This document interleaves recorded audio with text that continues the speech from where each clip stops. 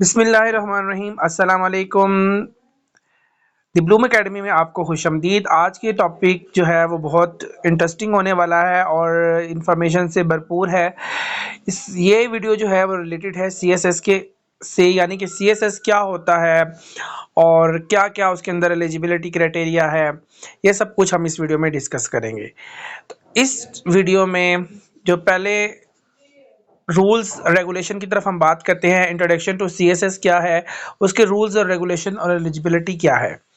फिर सीएसएस से पहले एक प्रीलिमिनरी एग्जामिनेशन होता है, वो क्या है, सीएसएस का मेन एग्जामिनेशन क्या है, सब्जेक्ट कैसे सिलेक्ट करते हैं, और आखिर में मैं अपने जो ऑप्शनल सब्जेक्ट के अंदर मैंने हाईएस्ट मार्क्स गेन किए थे वो भी बताऊंगा कि कौन कौन से मेरे सीएसएस में सब्जेक्ट थे और मेरे कितने कितने नंबर आए।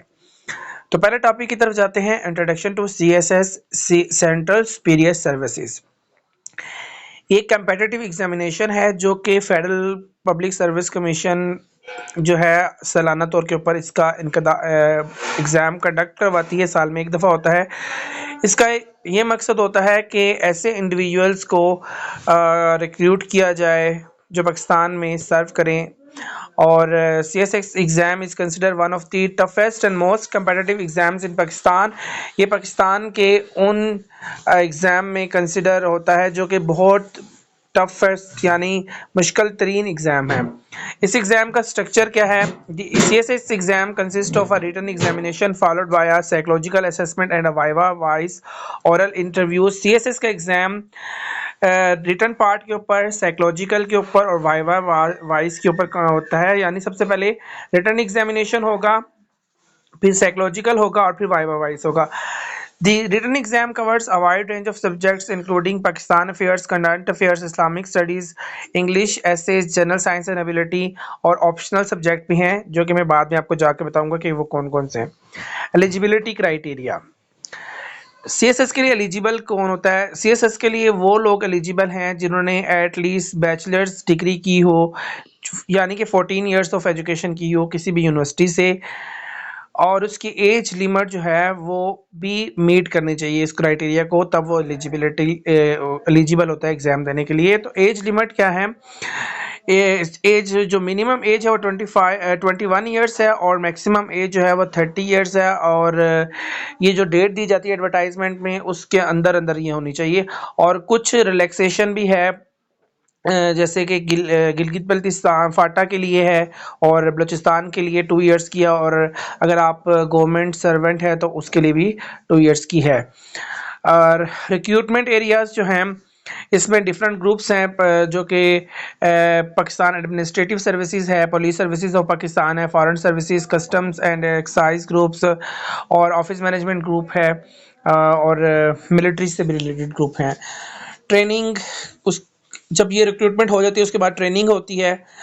तो ट्रेनिंग जो है वो सिविल सर्विसेज एकेडमी जो कि लाहौर के अंदर लोकेटेड है, वहाँ पे उसके अंदर होती है। उसका ट्रेनिंग का मकसद ये होता है कि स्किल्स और नॉलेज जो है नेसेसरी हैं जो सिविल सर्विस ऑफिसर्स के लिए, उनको वो मुहैया किए जाएँ। कैरियर प्रोग्रेशन है, upon completion of training CSS officers are appointed to different government department agency. जैसे उनकी ट्रेनिंग खत्म होती है तो उनको डिफरेंट गवर्नमेंट डिपार्टमेंट्स के अंदर अपॉइंट किया जाता है। तो फिर वहाँ से उनका जो है ना प्रोफेशनल करियर जो है वो स्टार्ट हो जाता है। Role in governance, CS officer play a crucial role in the governance and administration of Pakistan. तो उनका बहुत ज़्यादा इम्पोर्टेंट रोल होता है। वो रिस्पॉन्सिबल होते हैं कि गवर्नमेंट की पॉलिसीज़ को, पब्लिक रिसोर्सेज को जो है वो इम्प्लीमेंट करें और पब्लिक सर्विसेज जो है वो सिटीजन्स को प्रोवाइड करें। और अब जो मैंने बताया था आपको कि सीएसएस के मेन एग्ज़ाम से पहले प्रीलिमिनरी एग्ज़ाम जो होता है वो क्या है? तो सीएसएस के अंदर preliminary examination is the first stage of the CSS exam process in Pakistan. ये फर्स्ट स्टेज है सीएसएस के अंदर एग्जाम की। इसके भी कुछ रूल्स हैं, चले आए उनकी तरफ हम चलते हैं।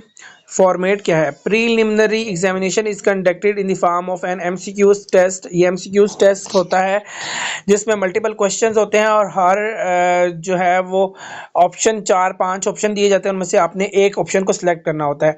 ऑब्जेक्टिव क्या है?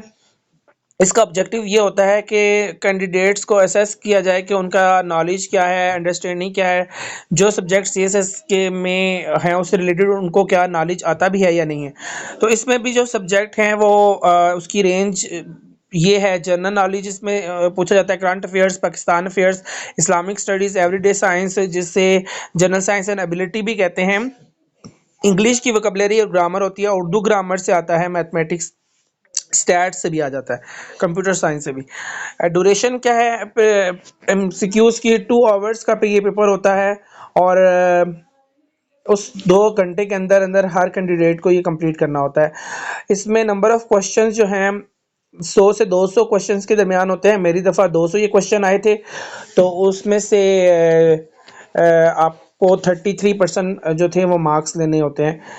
मार्किंग स्कीम जो है इसमें कोई नेगेटिव मार्किंग नहीं होती और हर मतलब हर जब आप एक आंसर क्वेश्चन का आंसर ठीक करेंगे तो आपको 1 पॉइंट उसमें मिल जाता है, यानी 1 नंबर आपका आ जाएगा।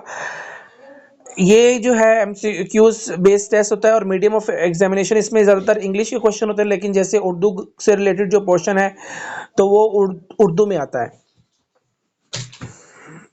Adherence to instructions: candidate must carefully read and adhere to the instructions provided before starting the test। Her candidate को ये चाहिए कि वो केयरफुली इंस्ट्रक्शंस को रीड करे जो कि वहाँ पे दी होती हैं। OMR शीट भी होती है और दूसरी वाली शीट जिसके ऊपर से देख के क्वेश्चन बुक होती है उसको उससे देख के क्वेश्चंस को हम रीड करते हैं, फिर आंसर हम दूसरी OMR शीट के ऊपर देते हैं। तो जो इंस्ट्रक्शंस वहाँ पे दी जाती हैं जैसे कैसे फिल आउट करनी हो दोनों शीट्स, तो वो आपके जो एग्जामिनर होंगे वो आपको इंस्ट्रक्ट करेंगे, तो आपने बहुत केयरफुली वो करना है। इसमें एक यूज़ ऑफ पेन और पेंसिल आप कौन सा करेंगे, तो ये HB पेंसिल होगी आंसर्स के लिए, लेकिन कलर यानी कि जो बॉल पॉइंट जिसे हम बोलते हैं वो बेहतर है कि आपने वो करना, लेकिन पिंक जो इंक पिंक है पेन जो है वो वाले आप नहीं यूज़ कर सकते, मार्कर आप यूज़ कर सकते हैं।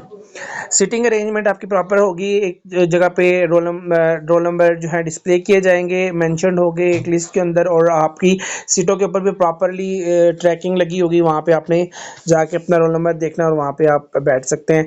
तो इसमें ये है कि आप प्रोहिबिटेड आइटम्स भी हैं, नोटबुक्स वगैरह नहीं लेके जा सकते, calculator, smart watches, phone, mobile, आप स्मार्टफोन नहीं लेके जा सकते। और अगर कोई जो स्टूडेंट है उसका बिहेवियर अगर ठीक नहीं होगा या कोई चीट करता हुआ पकड़ा जाएगा तो उसके खिलाफ जो है वो एक्शन लिया जाता है। सीएसएस का मेन एग्ज़ाम जो है उस ये सेकंड स्टेज हो जाती है, फिर इसमें भी रूल्स हैं और इसमें यह है कि सबसे पहले सब्जेक्ट चूज़ करने पड़ते हैं। एक कैंडिडेट को 6 कंपल्सरी होते हैं जो कि हर किसी को पढ़ने पड़ते हैं और 6 जो हैं वो ऑप्शनल होते हैं। तो हम नीचे जाके फिर देखेंगे कि इसमें कौन कौन से ऑप्शनल सब्जेक्ट हैं और वो कौन कौन से आप रख सकते हैं। सब्जेक्ट के पेपर जो होते हैं each subject paper in the main examination is usually conducted on different day. ये यहाँ पे इसने डिफरेंट ये है कि जो कंपलसरी पेपर हैं या ऑप्शनल पेपर हैं वो दिन में 2 होते हैं, एक मॉर्निंग में होता है और एक इवनिंग में होता है। तो आंसर शीट्स जो हैं वो और क्वेश्चन पेपर के टाइम आपने आंसर शीट जो है जो इंग्लिश के जो पेपर हैं उसको आपने इंग्लिश वाली साइड पे से लिखना है, लेकिन जो उर्दू वाले जैसे उर्दू लिटरेचर का है या पंजाबी का है या कोई और लैंग्वेज है उसको भी आपने इंग्लिश वाली साइड से ही फिल करना होता है। लेकिन आप उसके ऊपर नंबरिंग कर देते हो कि मेरा ये वाला फर्स्ट पेज है और एरो बनाते हो कि नेक्स्ट आप जो है इस तरफ हम जाएंगे। तो आपकी जो हैंड राइटिंग होनी चाहिए वो बहुत अच्छी होनी चाहिए ताकि उसमें डिफ़िकल्टी ना हो एग्जामिनर को पढ़ने के लिए। वर्ड लिमिट जो है ऐसे के लिए दिए जाते हैं कि आपने कितने वर्ड लिमिट लिखने हैं, 2500 2500 वर्ड जो होते हैं उसकी लिमिट में आपने लिखना होता है। प्रेसी के लिए लिमिटेशन है कि आपने प्रेसी जो है 1/3 करनी है। पेन का जो है वो आप ब्लू ब्लैक बॉल पॉइंट भी यूज़ कर सकते हैं, मार्कर्स कट वाले यूज़ कर सकते हैं 3-4 कलर के। लेकिन उसके लिए ये है कि मैं आपको सजेस्ट करूँगा कि अगर आपने ये पेपर में यूज़ करने हैं मार्कर्स डिफरेंट कलर के तो फिर उसको आप पहले प्रैक्टिस ज़रूर कीजिएगा, क्योंकि जब आप बार बार पेन यूज़ कर रहे होंगे तो आपका टाइम बहुत ज़्यादा कंज्यूम होता है। अगर आपने प्रैक्टिस की होगी मार्कर यूज़ करने की तो वो आप ब्लू कलर का मार्कर, ब्लैक कलर का मार्कर भी यूज़ कर सकते हैं। कुछ लोग ग्रीन कलर का भी करते हैं, लेकिन मैं आपको रिकमेंड करूँगा कि ब्लू कलर का आप काट वाला मार्कर यूज़ करें। टाइम मैनेजमेंट बहुत ज़रूरी है। हर एक क्वेश्चन के लिए आपने 40 टाइम मैनेजमेंट रखनी है। 40 मिनट्स के अंदर आपने एक क्वेश्चन को कंप्लीट करना है। तो टाइम मैनेजमेंट नहीं होगी तो आप पेपर नहीं लिख सकते। इसमें भी सीटिंग अरेंजमेंट जैसे मैंने पहले बताया था, तो वही ऑलरेडी मेंशन होगी। जो मोबाइल सेल फोन वगैरह हैं वो यहाँ पे प्रोहिबिटेड होंगे। इवन आप जनरल साइंस के पेपर में भी कैलकुलेटर वगैरह नहीं यूज़ कर सकते। तो सब्जेक्ट सिलेक्शन जो है वो 6 सब्जेक्ट जो है कंपलसरी के, वो तो उन्होंने ऑलरेडी खुद ब खुद दिए होते हैं। इंग्लिश ऐसे है, पर्शियन कंपोजिशन, जनरल नॉलेज के 3 पेपर होते हैं, जनरल साइंस एंड एबिलिटी, और current affairs, Pakistan affair, Islamic studies. और ये 6 सब्जेक्ट जो हैं ये कंपलसरी हैं। और ऑप्शनल सब्जेक्ट जो हैं वो उसकी ये लिस्ट पूरी दी गई है, जिसमें accountancy and auditing, economics, computer science, political science, international relations, physics, chemistry, applied mathematics, pure mathematics, statist, geology. Number 3 group में business administration, public administration, governance and public policies, town planning and urban management. History के जो portion है उसमें history of Pakistan and India है, Islamic history and culture है, British history, European history, history of US से।